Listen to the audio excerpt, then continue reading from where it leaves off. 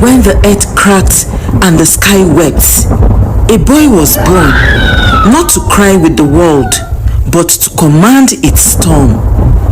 They said the boy was born with a storm in his blood.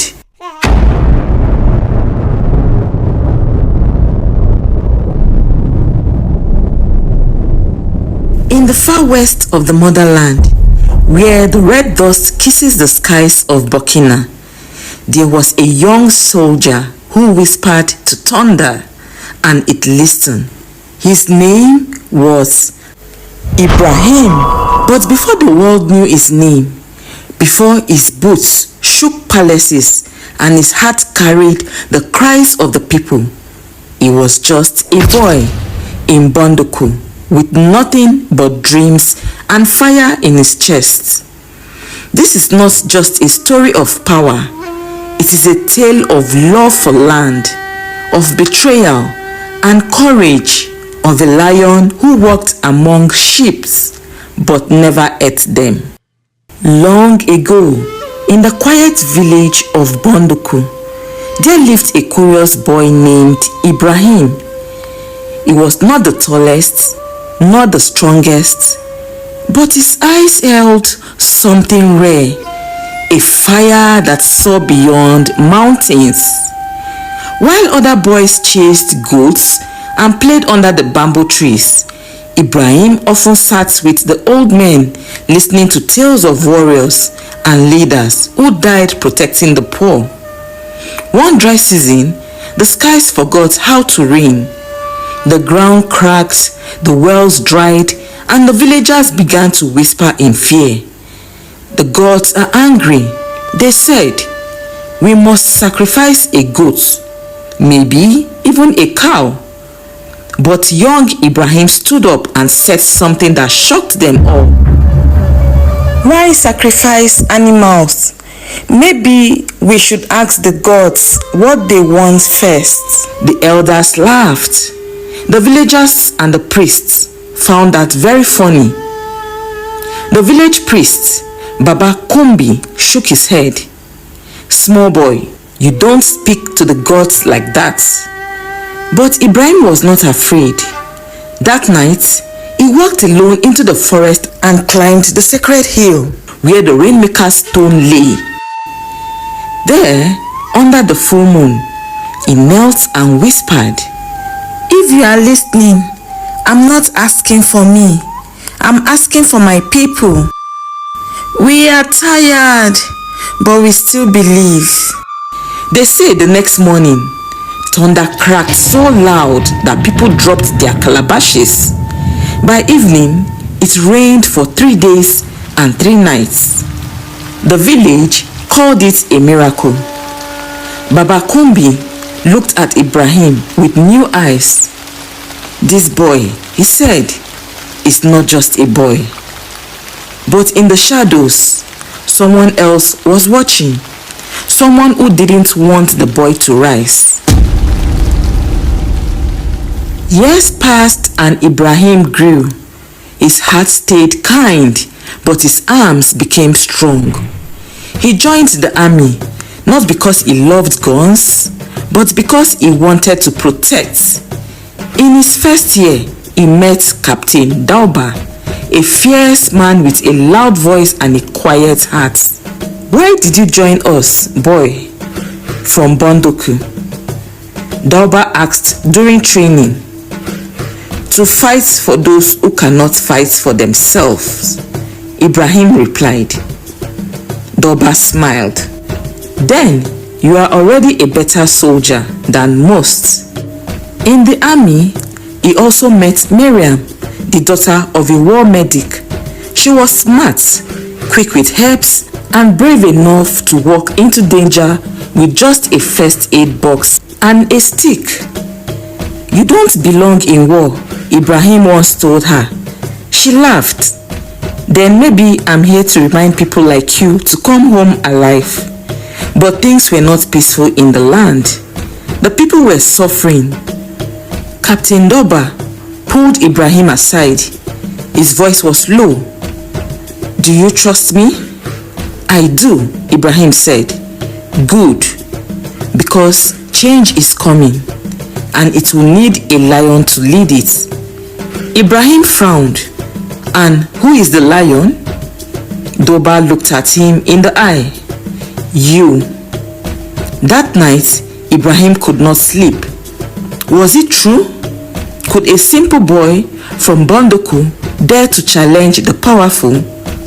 Meanwhile, in a secret room far away, Colonel Traoré was already planning his next move, and it wasn't peace.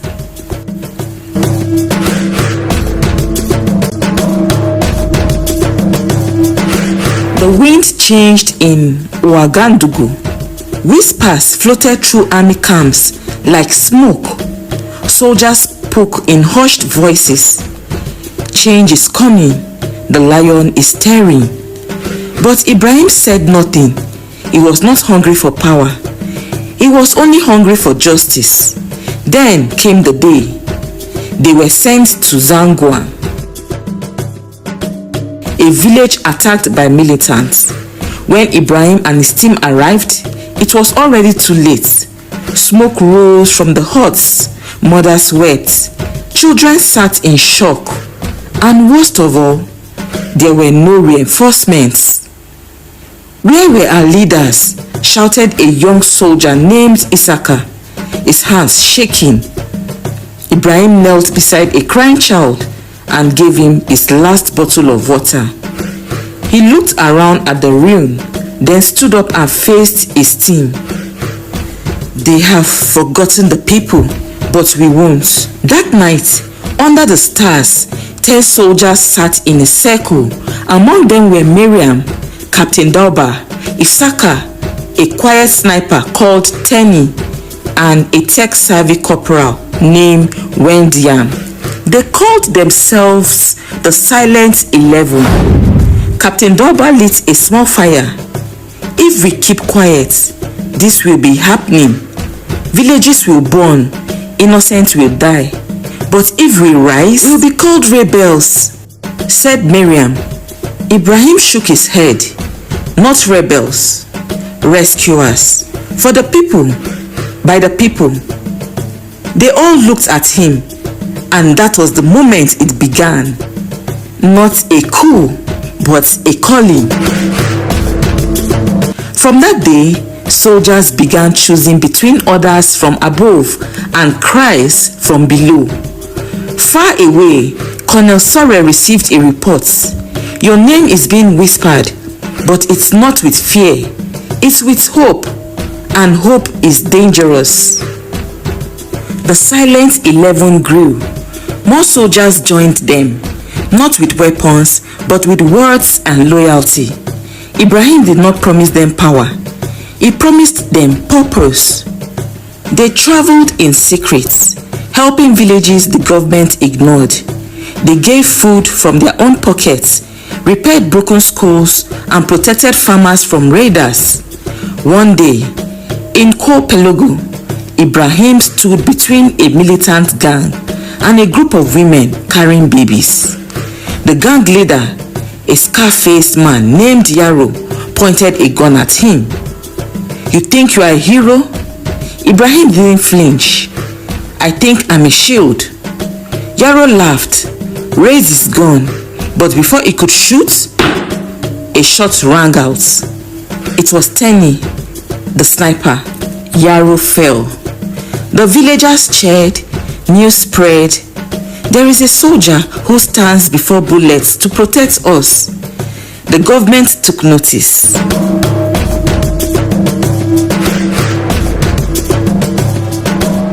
President Gando, the puppet of Colonel Traoré, invited Ibrahim to the capital under the guise of peace.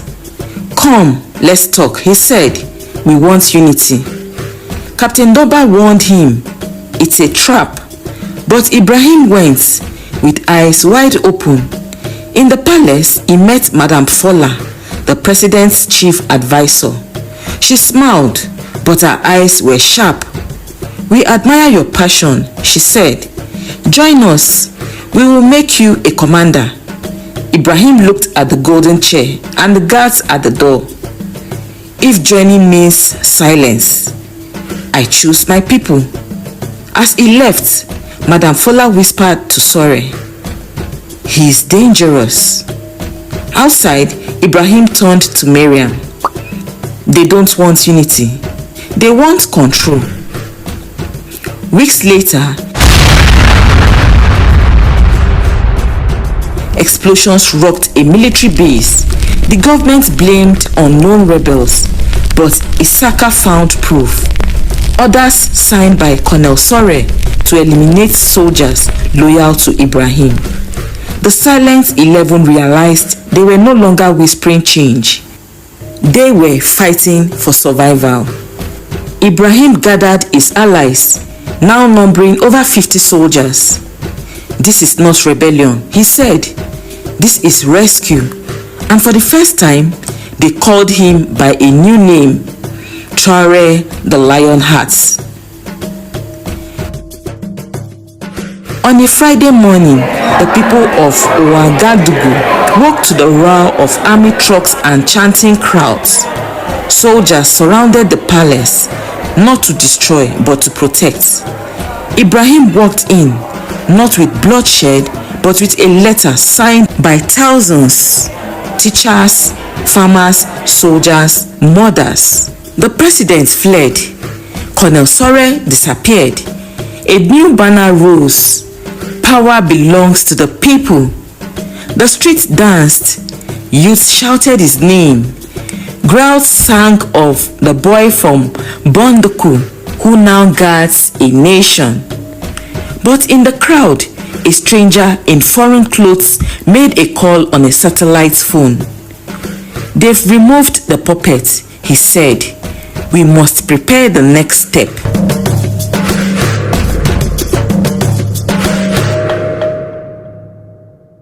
Now president, Ibrahim focused on rebuilding, cleaning corruption, opening village schools and calling home foreign trained doctors. But he faced a silent enemy, outside powers. They sent spies. One was Kasim, a handsome journalist with a hidden camera and deadly orders. He interviewed Ibrahim. You are young.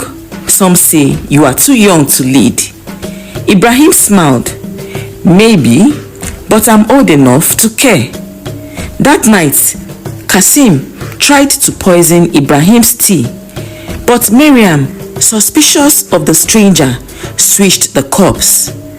Kasim fell to the ground, choking. The truth was revealed. Ibrahim sighed. Even peace has enemies. A foreign diplomat named Mr. Roland arrived. We can help you, he said, placing a briefcase of dollars on the table. Just sign here. Ibrahim didn't open it. Do your children eat from our farms? No, Roland replied. Then why should we sell them? He walked out. Roland muttered, is a problem. Ibrahim turned his face toward the window and whispered, and I plan to remain one.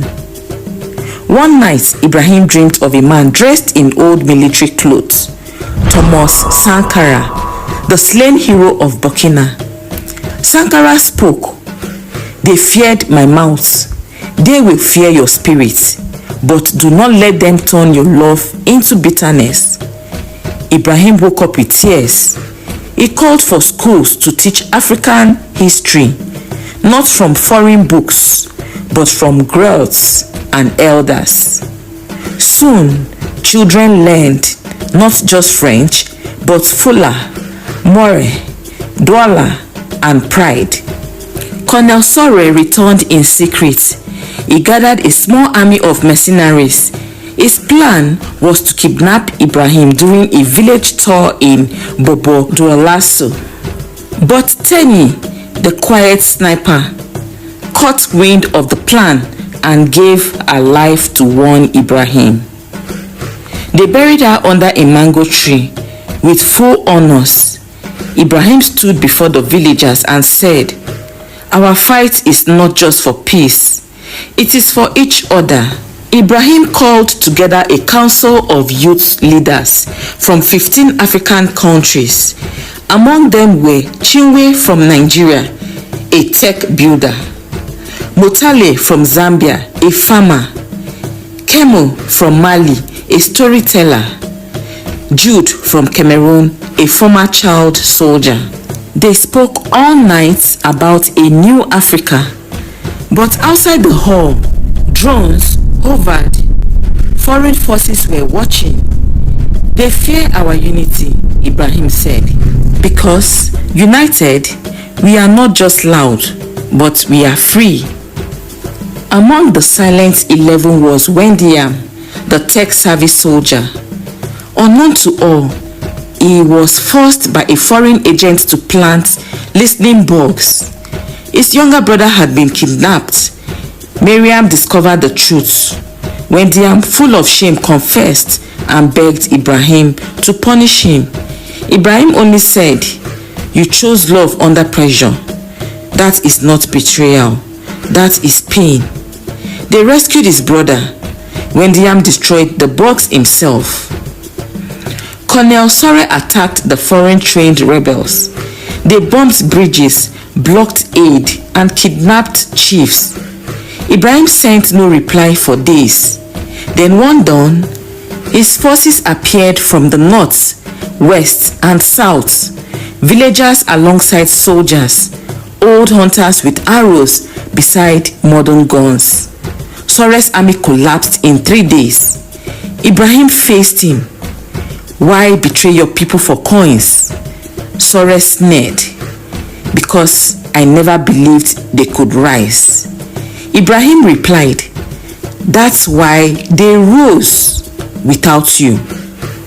The news of Ibrahim's rise spread like wildfire across Africa. Young people everywhere wore red berets to honor him, seeing him as a symbol of hope. Songs were written about him, poets praised him. In Burkina Faso, villages that had once been too afraid to speak were now bustling with dreams and laughter. A new wind was blowing. One bright morning, Ibrahim stood on the steps of the old colonial palace, now the people's house. His red beret sat firmly on his head, the Burkina Faso flag waving behind him. The square below was packed with people, old and young, rich and poor, all united in one chant. Ibrahim, Ibrahim, Ibrahim. Captain Doba approached him quietly. "They are afraid, Ibrahim," he whispered. "Not just here, across the world. Your light is too bright." Ibrahim smiled but said nothing. He knew power was a dangerous friend, but he had not come to seek a throne. He had come to serve. Suddenly, a strange letter arrived at the people's house. No return address, only a blood-red seal and the words, "We are watching." Duba's face grew dark.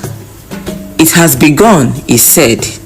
That night, Ibrahim sat alone under the giant bamboo tree where his journey had started. The wind carried strange whispers. The stars above seemed closer, almost as if they were calling him higher. Somewhere in the shadows, powerful enemies were gathering, but somewhere in the lights, millions of African hearts were beating for him. Ibrahim closed his eyes and whispered, "The real storm has just begun."